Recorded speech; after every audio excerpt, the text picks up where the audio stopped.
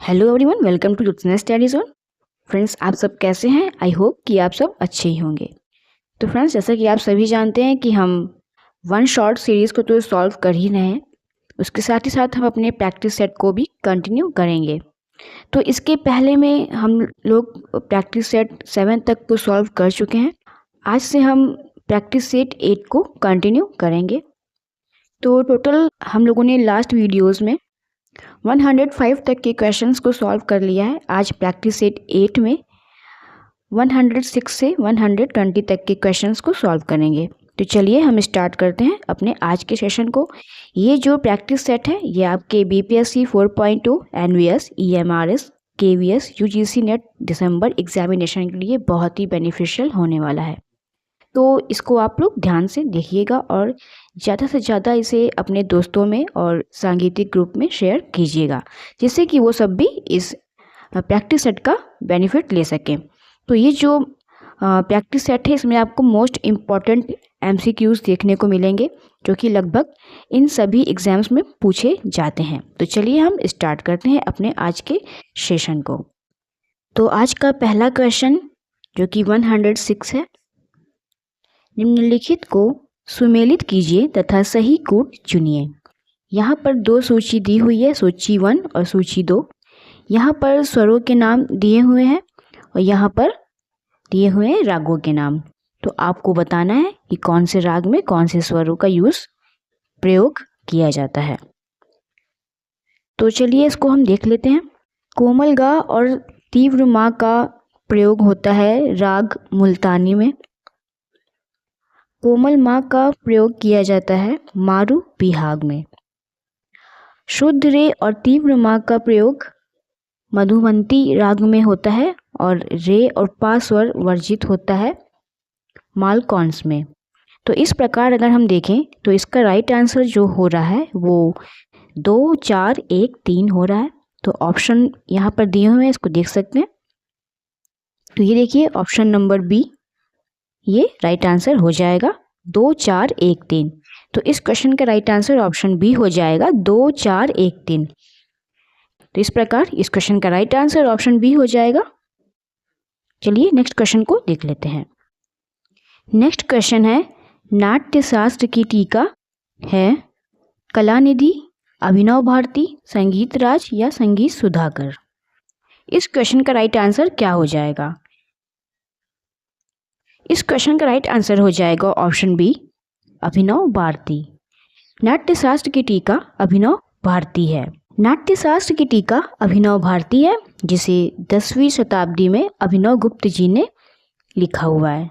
इस ग्रंथ में रस के संबंध में अपने मत को स्थापित तथा प्रमाणित किया गया है तथा अन्य विद्वानों के रस से संबंधित मतों को भी इसमें प्रकाशित किया गया है। तो इस प्रकार इस क्वेश्चन का राइट आंसर जो हो रहा है वो ऑप्शन बी हो रहा है, अभिनव भारती नाट्यशास्त्र की टीका है। बहिर्गीत तथा निर्गीत शब्द किससे संबंधित है? टप्पा से, ख्याल से, तराना से या वाद्य संगीत से?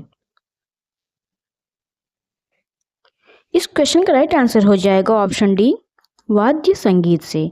बहिर्गीत तथा निर्गीत शब्द का संबंध वाद्य संगीत से होता है। इस प्रकार इस क्वेश्चन का राइट आंसर ऑप्शन डी हो जाएगा।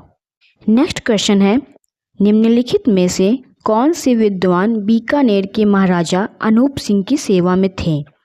भाव भट्ट जी, यदु भट्ट जी, हृदय नारायण देव जी या श्रीनिवास जी? इस क्वेश्चन का राइट आंसर क्या हो जाएगा? इस क्वेश्चन का राइट आंसर हो जाएगा ऑप्शन ए भाव भट्ट जी। भाव भट्ट जी बीकानेर के महाराजा अनूप सिंह जी की सेवा में थे। इसका राइट आंसर ऑप्शन ए हो जाएगा। भाव भट्ट विद्वान बीकानेर के महाराजा अनूप सिंह जी की सेवा में थे। भाव भट्ट जी ने अनूप संगीत रत्नाकर नाम एक ग्रंथ लिखा हुआ है। इसमें उन्होंने श्रुति, स्वर, ग्राम मूर्छना, तान आदि के अतिरिक्त इन्होंने आह्लादित, ध्रुपद और क्वाड की परिभाषा भी दी हुई है। इस प्रकार इस क्वेश्चन का राइट आंसर जो हो जाएगा वो ऑप्शन ए हो जाएगा, पंडित भाव भट्ट। नेक्स्ट क्वेश्चन है, इसमें आपको सुमेलित करना है। सूची 1 को सूची 2 से सुमेलित करना है। प्रसद्दु मनोहर ग्वालियर रहीम सेन अमृत सेन पटियाला, अली बख्श फतेह अली बनारस, हद्दू हस्सू जयपुर। इसे आपको सुमेलित करना है कि इस क्वेश्चन का राइट आंसर क्या हो जाएगा। एक तरफ जो है संगीतज्ञ दिए हुए हैं, एक तरफ उनके घराने दिए हुए हैं, तो आपको कलाकारों को उनके घराने से सुमेलित करना है। तो इस क्वेश्चन का राइट आंसर क्या हो जाएगा। तो चलिए इसे हम लोग देख लेते हैं कि इस क्वेश्चन का राइट आंसर क्या बन रहा है। पहला है प्रसद्दू मनोहर, जो कि बनारस घराने से संबंधित हैं, तो इसका राइट आंसर ऑप्शन 3 हो जाएगा। इसको 3 से मैच कर देंगे। रहीम सेन और अमृत सेन संबंधित हैं जयपुर घराने से। मैं यहाँ नंबरिंग कर देती हूँ, ये ए, ये बी, और उसके बाद अली बख्श और फतेह अली जी पटियाला घराने से संबंधित हैं, सी हो जाएगा। और हद्दू हस्सू खां आप सभी को पता है कि ये ग्वालियर घराने से संबंधित हैं। तो इस प्रकार इस क्वेश्चन का जो राइट आंसर बन रहा है वो 3, 4, 2, 1 बन रहा है। तो इस प्रकार इस क्वेश्चन का राइट आंसर ऑप्शन डी हो जाएगा, 3, 4, 2, 1।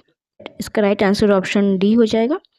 प्रसद्दू और मनोहर जी बनारस घराने से संबंधित हैं, रहीम सेन अमृत सेन जी जयपुर घराने से, अली बख्श और फतेह अली खां पटियाला घराने से संबंधित है, और हद्दू हस्सू खां जी ग्वालियर घराने से संबंधित हैं। इस प्रकार इस क्वेश्चन का राइट आंसर ऑप्शन डी हो जाएगा। नेक्स्ट क्वेश्चन है, रस कौमुदी ग्रंथ के लेखक हैं पुंडरीक विट्ठल, वी.एन. भातखंडे, श्रीकंठ जी या मतंग मुनि जी। इस क्वेश्चन का राइट आंसर क्या हो जाएगा। इसका तो आंसर आप सभी को पता होगा कि रस कौमुदी के लेखक श्रीकंठ जी हैं। इस क्वेश्चन का राइट आंसर ऑप्शन सी हो जाएगा। Right answer option C. Ras Kaumudi ग्रंथ श्रीकंठ जी द्वारा रचित है। इस ग्रंथ के 2 भाग हैं। प्रत्येक भाग में 5 अध्याय हैं और प्रथम भाग में संगीत के क्रियात्मक पदों व द्वितीय भाग में साहित्य शास्त्र की चर्चा की गई है। श्रीकंठ जी ने अपने सप्तक में 7 शुद्ध और 7 विकृत कुल मिलाकर 14 स्वर माने हैं। तो इस प्रकार इस क्वेश्चन का राइट आंसर ऑप्शन सी हो जाएगा। पंडित श्रीकंठ जी रस कौमुदी ग्रंथ के लेखक हैं। नेक्स्ट क्वेश्चन है, इन सभी को काल क्रमानुसार सही क्रम में चुनिए। खुदा बख्श, फैयाज खां, गुलाम अब्बास, शराफत हुसैन। खुदा बख्श, गुलाम अब्बास, फैयाज खां, शराफत हुसैन। फैयाज खान, शराफत हुसैन, खुदा बख्श या गुलाम अब्बास। शराफत हुसैन, खुदा बख्श, फैयाज खां या गुलाम अब्बास। तो इसमें आपको बताना है कि इनका काल क्रमानुसार इनको सही क्रम में व्यवस्थित करना है। जो सबसे पहले आए हैं उन्हें पहले रखना है। तो चलिए इसे हम देख लेते हैं।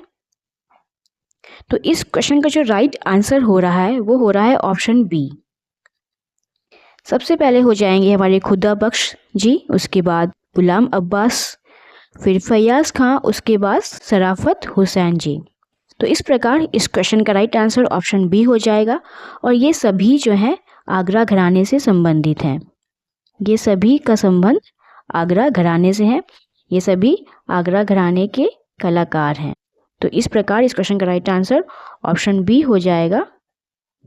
खुदा बख्श, गुलाम अब्बास जी, फैयाज खां जी और शराफत हुसैन जी, ये इनका काल क्रमानुसार सही क्रम है।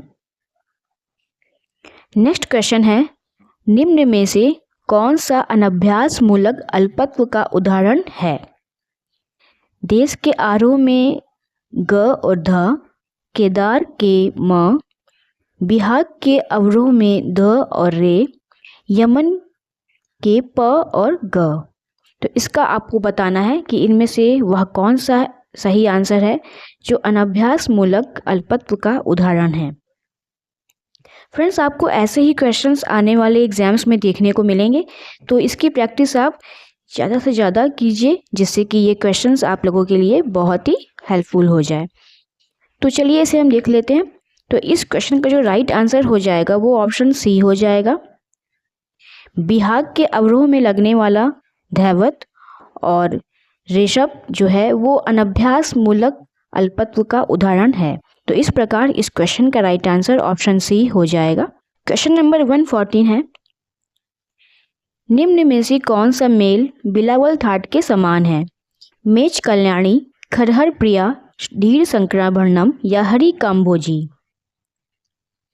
इस क्वेश्चन का राइट आंसर हो जाएगा ऑप्शन सी, धीर शंकराभरणम जो मेल है वो बिलावल थाट के समान है। राइट आंसर ऑप्शन सी हो जाएगा कि बिलावल को धीर शंकराभरणम कहते हैं, मेच कल्याणी को कल्याण, और खमाज को हरि काम्बोजी और काफी को खरहर प्रिया कहा जाता है। तो इस प्रकार इस क्वेश्चन का राइट आंसर ऑप्शन सी हो जाएगा कि बिलावल थाट को धीर शंकराभरणम कहते हैं। चलिए नेक्स्ट क्वेश्चन को देख लेते हैं। नेक्स्ट क्वेश्चन है, दो रागों का मिश्रण कहलाता है मिश्र राग, छायालग राग, संकीर्ण राग या विकृत राग? इसमें आपको बताना है कि दो रागों का मिश्रण जिसमें होता है वो कौन सा राग कहलाता है। इस क्वेश्चन का राइट आंसर हो जाएगा ऑप्शन बी, छायालग राग। दो रागों का मिश्रण छायालग राग कहलाता है। इस क्वेश्चन का राइट आंसर ऑप्शन बी हो जाएगा, छायालग। दो रागों का मिश्रण छायालग राग कहलाता है। जिन रागों में अन्य रागों की छाया पड़ती है उन्हें छायालग राग कहते हैं, जैसे तिलक, कामोद और छायानट। तो इस प्रकार इस क्वेश्चन का राइट आंसर हो जाएगा ऑप्शन बी, छायालग राग। नेक्स्ट क्वेश्चन है, निम्नलिखित में से भिन्न को चुनें। मागधी, अर्धमागधी, संभाविता और नौहर। इसमें आपको भिन्न को चुनना है। तो इस क्वेश्चन का राइट आंसर हो जाएगा option D, Nohar. Right answer option D हो जाएगा, नौहर। नौहर इन तीनों में भिन्न है। मागधी, अर्धमागधी और संभाविता ये गीतियों के प्रकार में आते हैं। भरत मुनि ने गीतियों के 4 प्रकार माने हैं, मागधी, अर्धमागधी, संभाविता और प्रथुता। ठीक है, प्रथुता। भरत मुनि ने इसके अतिरिक्त चतुष्पदाति नामक गीति का एक विशिष्ट प्रकार भी माना है। उन्होंने चतुष्पदा गीत को स्त्रियों के द्वारा प्रयुक्त माना हुआ है। तो इस प्रकार इस क्वेश्चन का राइट आंसर ऑप्शन डी हो जाएगा, नौहर। तो फ्रेंड्स, आई होप कि आपको ये वीडियो अच्छी लग रही होगी। ये क्वेश्चंस आपके मतलब के होंगे, आपको लग रहा होगा कि आप कुछ यूनिक चीज़ें देख रहे हैं। तो अगर आपको ऐसा लग रहा है तो प्लीज़ वीडियो को एक लाइक ज़रूर कीजिएगा और इसे अपने दोस्तों में शेयर ज़रूर से कर दीजिएगा। तो चलिए हम चलते हैं नेक्स्ट क्वेश्चन पे। नेक्स्ट क्वेश्चन है, तानसेन ने ध्रुपद की रचना किस भाषा में की है? मराठी में, गुजराती में, प्राकृत में या ब्रज भाषा में? तो यह आपको बताना है कि तानसेन जी ने ध्रुपद की रचना किस भाषा में की हुई है। इस क्वेश्चन का राइट आंसर हो जाएगा ऑप्शन डी, ब्रज भाषा में। तानसेन जी ने ध्रुपद की रचना ब्रज भाषा में की हुई है। राइट आंसर ऑप्शन डी हो जाएगा, तानसेन जी ने ध्रुपद की रचना ब्रज भाषा में की हुई है। तानसेन ध्रुपद के गोबरहार वाणी के प्रवर्तक माने जाते हैं। ध्रुपद की वाणियाँ अकबर के शासनकाल से प्रचलित हुई मानी जाती हैं।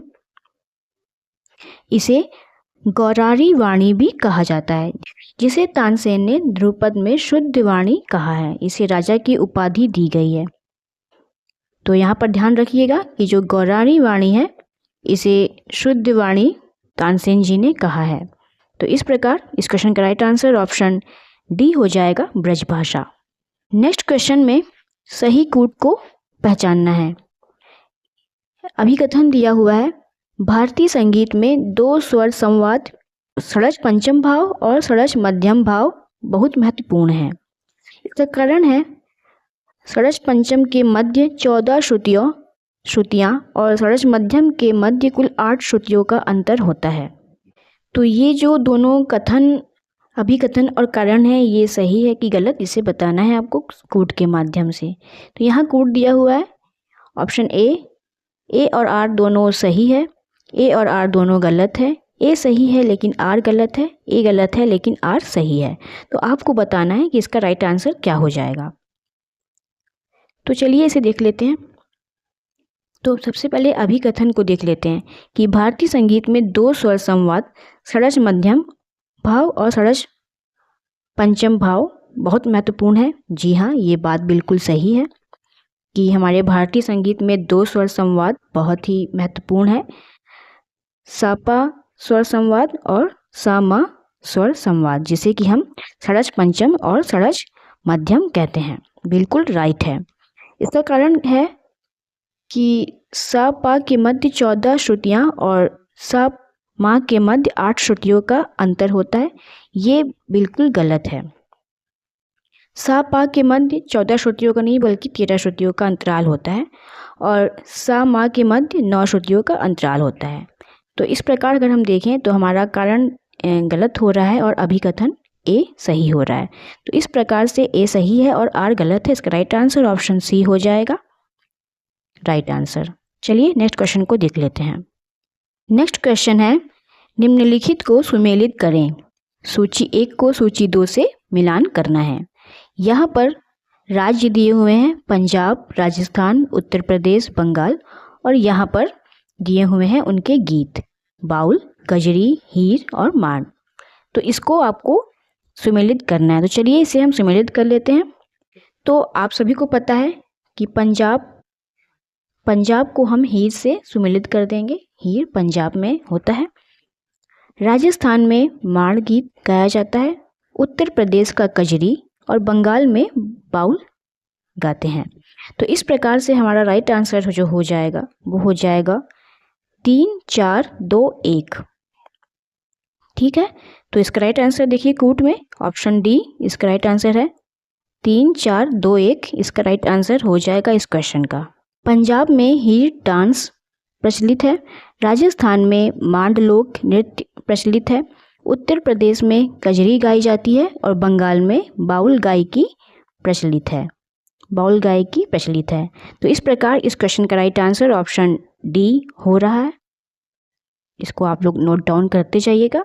और अब हम देखेंगे आज के सेशन का लास्ट क्वेश्चन। आज का लास्ट क्वेश्चन है, संगीत रत्नाकर की टीका किसके द्वारा लिखी गई थी? नान्यदेव, सिंह भूपाल, कश्यप या कोहल? इस क्वेश्चन का राइट आंसर क्या हो जाएगा? संगीत रत्नाकर की टीका सिंह भूपाल जी द्वारा लिखी गई थी। इस क्वेश्चन का राइट आंसर ऑप्शन बी हो जाएगा सिंह भूपाल। संगीत रत्नाकर की टीका सिंह भूपाल जी द्वारा लिखी गई है। सिंह भूपाल जी ने संगीत रत्नाकर पर 14वीं शताब्दी में संगीत सुधाकर नाम से इसकी टीका लिखी है। तो इस प्रकार इस क्वेश्चन का राइट आंसर ऑप्शन बी हो जाएगा सिंह भूपाल। तो फ्रेंड्स ये थे आज के क्वेश्चंस। आपको कैसे लगे आज के प्रैक्टिस सेट के 15 क्वेश्चंस? हमें ज़रूर से बताइएगा कमेंट बॉक्स में। और अगर आपको ये वीडियो अच्छी लग रही हो तो प्लीज़ वीडियो को लाइक कीजिएगा, शेयर कीजिएगा, चैनल को सब्सक्राइब करके बेल आइकन को ज़रूर से प्रेस कर दीजिएगा। इसके साथ ही साथ आप मेरे टेलीग्राम चैनल, इंस्टाग्राम चैनल और व्हाट्सएप चैनल से भी जुड़ सकते हैं, जिसका कि लिंक डिस्क्रिप्शन बॉक्स में अवेलेबल है। तो चलिए हम मिलते हैं नेक्स्ट प्रैक्टिस सेट में कुछ और नए क्वेश्चंस के साथ। तब तक के लिए पढ़ाई को कंटिन्यू करते रहिए। Thank you.